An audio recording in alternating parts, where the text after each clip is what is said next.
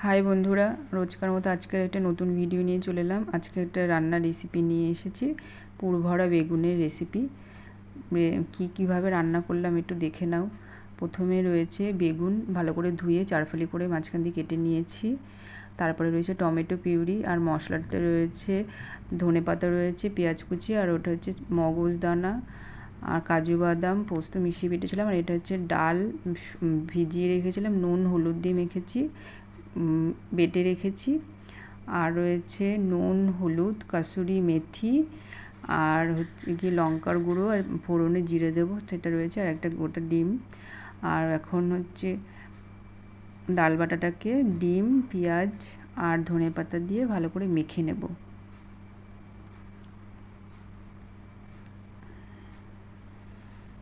এটাকে ভালো করে মেখে নিয়ে বেগুনের ভিতরে পুরটা ভরে দেবো।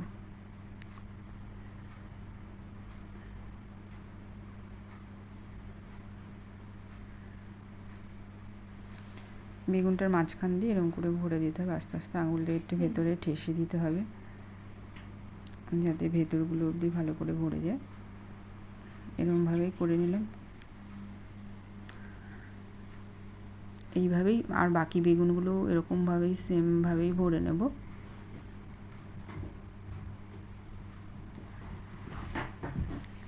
এরকমভাবে ভরে নিয়ে চলে এলাম। এবার কড়াইতে তেল দিয়ে দিলাম। তেল গরম হওয়ার পরে নুন আর হলুদ দিয়ে দিলাম। যেহেতু বেগুনের মধ্যে নুন হলুদ মাখানো ছিল না, নুন মাখালে বেগুনটা জল ছেড়ে দিত, তাহলে পুরটা জল জল হয়ে যেত। সেই কারণে নুন আর হলুদটা তেলের মধ্যেই দিলাম। দিয়ে বেগুনগুলো দিয়ে ভালো করে লাল লাল করে ভেজে নেব। এক পিঠ ভাজা হয়ে গেছে, দিয়ে আর একটা উল্টে দিলাম।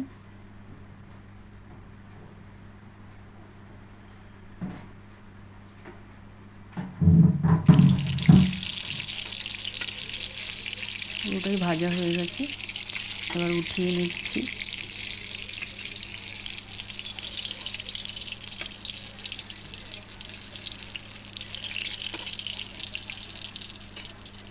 এই বেগুন ভাজা তেলেই ফোড়ন দিয়ে দেবো, জিরে ফোড়ন।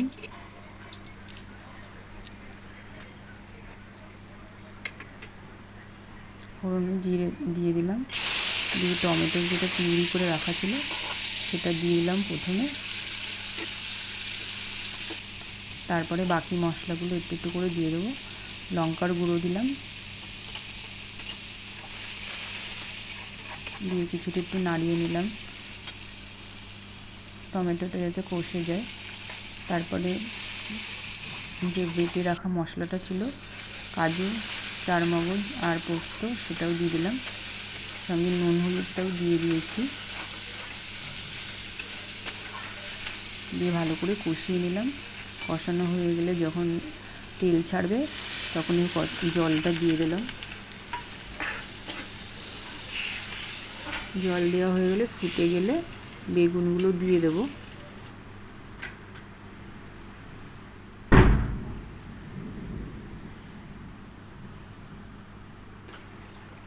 বেগুনগুলো দিয়ে ফুটে গেলে বেগুনটা হয়ে যাওয়ার পরে ওঠানোর আগে কাসুরি মেথি যেটা রাখা ছিল, কাসুরি মেথিটা হাতে করে একটু গুঁড়ো করে দিয়ে দেবো। হয়ে গেছে, এবার নামিয়ে নিলাম। আমরা তো খেয়েছি, দারুণ সুস্বাদু হয়েছে। খাওয়াটা দেখানো হলো না, তোমরাও ট্রাই করে দেখো কেমন লাগলো। ভালো লাগলে লাইক শেয়ার করবে।